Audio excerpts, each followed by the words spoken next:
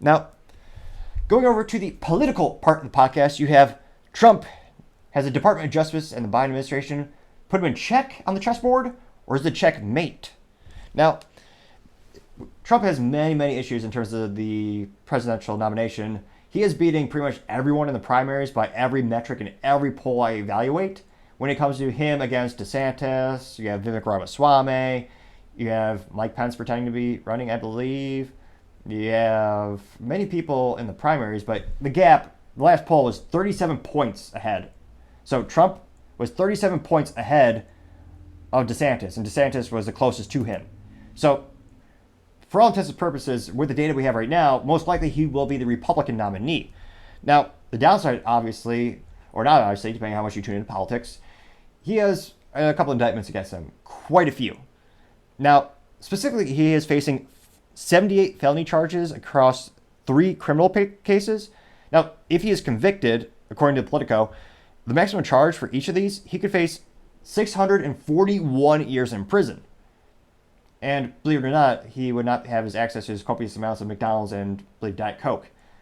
Although that makes him maybe invincible because of the preservatives, but I digress. That's quite a long time, and he is more elderly. That is basically a life sentence. Now, it looks like apparently none of these charges against him actually currently have a minimum requirement, interestingly enough. And he also has no criminal record historically. He has settled a lot outside of court, but right now, legally speaking, he has a pretty clean criminal record. And when you look at charges, when anyone goes to court, the judges on average are more lenient if they do not have a criminal background. Many people say he has abhorrent actions, opinions, but from a criminal perspective, he's pretty much clean in that regard. Now, in terms of this topic, I can't help but hear a Banana Republic, not the cliched clothing company that 12 people still shop at, but both on the left and the right, we hear this term every once in a while. So I thought it might be helpful to define it because in terms of my evaluation and my consumption of other different medias, no one's really taking the time to define it. So again, this is according to the Encyclopedia Britannica, although unfortunately I don't even think they make physical encyclopedias anymore, but I digress. According to Britannica, a banana republic is a political and economical unstable country with an economy dependent solely on the export of natural resources. The term originated in 1904 to describe Honduras and Costa Rica under the economic exploitation of U.S. corporations such as the United Fruit Company. That's unquote, that's the definition.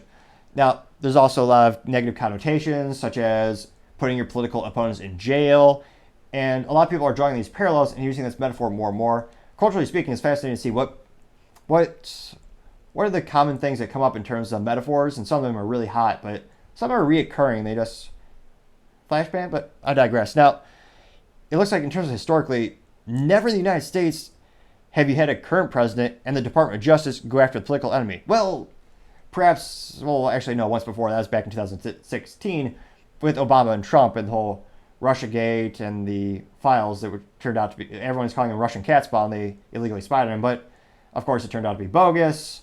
But that didn't stop the narrative being painted, of course. Now, given all this data, no matter what, he's going to have to spend a copious amount of time in multiple states. He's going to go in New York, Georgia. A couple of these lawsuits, a couple of these cases, they require him to physically be in these areas for the court proceedings. Now, not only that, fiscally speaking, going to court is never cheap. As we talked about earlier with the Starbucks, where Starbucks hired the attorneys to, ironically, help them with their equity, but now they're getting sued because of it. As Eric Holder's legal firm, Obama's former attorney general, they're charging about, I think, $2,500 or right under $2,500 per hour. So legal fees are never cheap. So you have Trump, not only geographically, he's locked in to these courts. He can't not show. It might be highly entertaining to not show up to these court proceedings. I don't recommend that. But instead of being on the campaign trail and going to every presidential election, left or right, center, the politicians who are running, they need to spend time in swing states. There are certain states where I would laugh if Trump spent 1 minute in the state of Illinois. They voted Democrat for decades. Or if Trump spent 1 minute in Montana, which historically is a very red state. The return on investment just isn't there. You're not going to flip those states. They're going to vote the way they are regardless.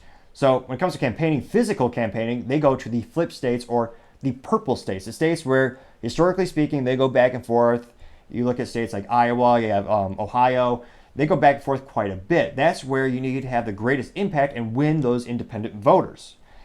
If you're locked in these court proceedings, he can't go there. And Trump, I would say, one of his positives in terms of his campaigning is he is good at getting a crowd excited to vote for him. He is extremely bombastic, energetic. A lot of people compare him to a stand-up comedian. He is good with crowds. He's great with crowd work and interacting with people.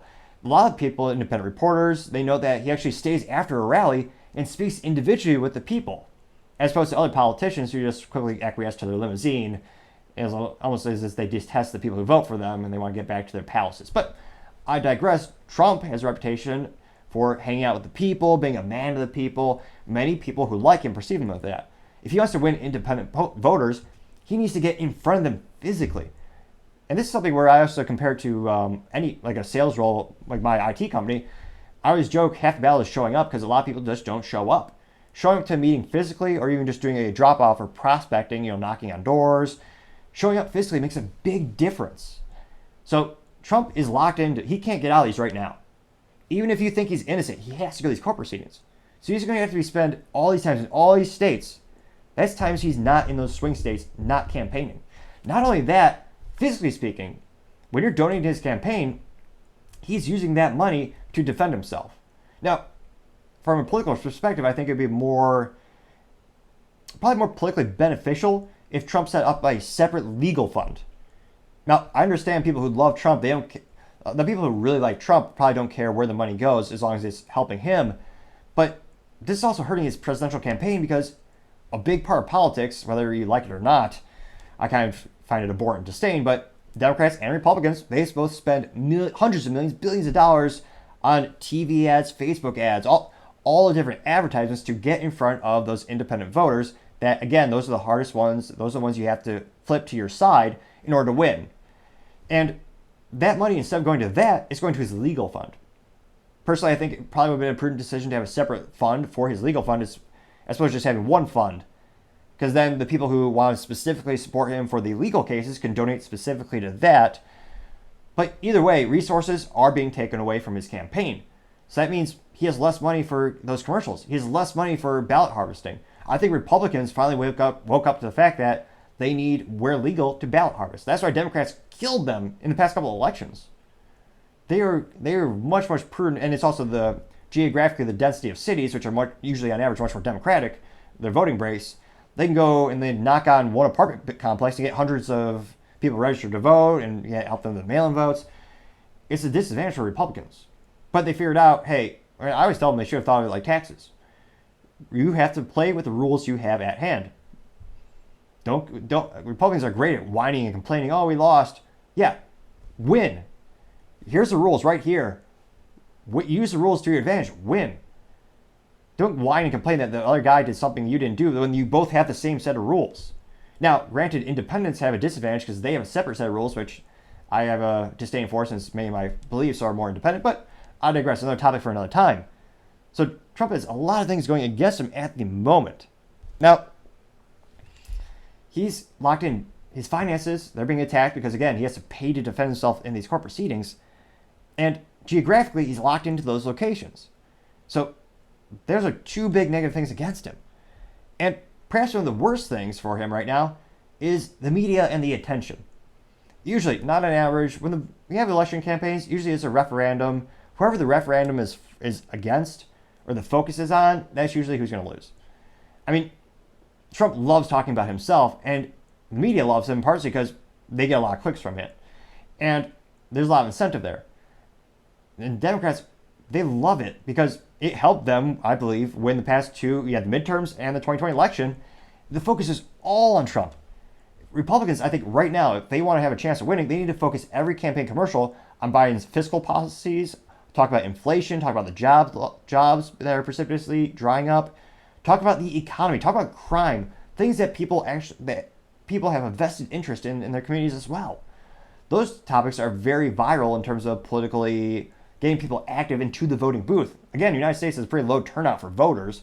Kind of embarrassing to say, consider it's one of the few benefits you have when you pay taxes. You go and vote, and I would also argue it's a bedrock of society. But I digress. You have those issues going up against him as well. So now with all these indictments, all these charges, all the media is focused on Trump. It's helping him in terms of the primary. You see that gap between him and DeSantis is getting more and more and more. DeSantis, they need to inject some energy into that campaign. He's fired 1/3 of his campaign teammates, which I think he needs to get rid of some of those advisors, because he started from a governor position. He was very successful. He went from winning by 1% to about 20% margin of vote. That's a big margin of victory change. No one's done that I know of. So the Republican Party could certainly learn a thing or two about from his last strategies, but they're not translating to his presidential aspirations. So when it comes to these indictments and all these charges, Republicans are rallying support around Trump because they are pointing out the double standards. So you have Hillary Clinton with her email servers. She wiped them, and the reason the Department of Justice did not charge her is because she was running for president, and they thought it'd be unbecoming in the United States, and they didn't want to have influence on the election. I don't know if it's ironic, but it is quite disgusting that it seems the same exact charge is now against Trump. That is one of the things he's been accused of as well. So you have an issue where there's a clear double standard, and there's a visceral reaction by many people on the right to want to support Trump because it does not feel fair, which is helping him in the primary. Now the question is that going to help might that be a strategy by the Democrats to help them in the general election? A lot of people who aren't into politics, a lot of people who only tune in a minute a day, or they may look at the headlines, which is perhaps the most inaccurate thing, is just to look at headlines. But if they're not actively in politics, they might think Trump is unique in many of these violations, and they might think he's just guilty. Now, I think legally the cases against him are pretty stretched, to say the least. But again, whether they're true or not, his name's in the papers. The perception against him is getting a negative from people that are more, I would say, in the middle. Now, in terms of Trump's defense, I think one of the best defenses he's going to have is just asking, well, why did the Department of Justice not do this 3.5 years ago? These things happened back in the day, which I guess 2020 is back in the day for relative to time. But why did they wait till now? Because from a strategic political perspective, it's certainly advantageous for this to be happening right now, because from what I can tell, it is going to help Democrats in the midterms. So it'll be interesting to see what is Trump going to do, because they're going to, even if they have a huge cash infusion to help fix the finances issues, he's still locked in geographically to those sites, and he's not going to those states that he needs to win. Even if he picks an exceptional vice president who's really energetic and can go to those spots, that's still a huge limitation on his campaign. It'll be interesting to see what's the public perception of the situation. Let me know in the comments. Do you think this is fair? Do you think this is going to kneecap him in the general election so he'll know, so the election is rigged in that regard? Let me know in the comments what you think. And as far as the success rate, time shall tell. Thank you, everyone, for taking the time to tune in. Again, we're trying to get to 3,000 subscribers by the end of August, so I greatly appreciate you taking the time to click that button. Also, if you take the time to like and comment, that helps us grow and develop as well. Really appreciate the feedback that I'm getting. Also, don't forget to tell your family, tell your friends, tell your coworkers, heck, tell your enemies, tell anyone and everyone. Just stay safe and fight the good fight.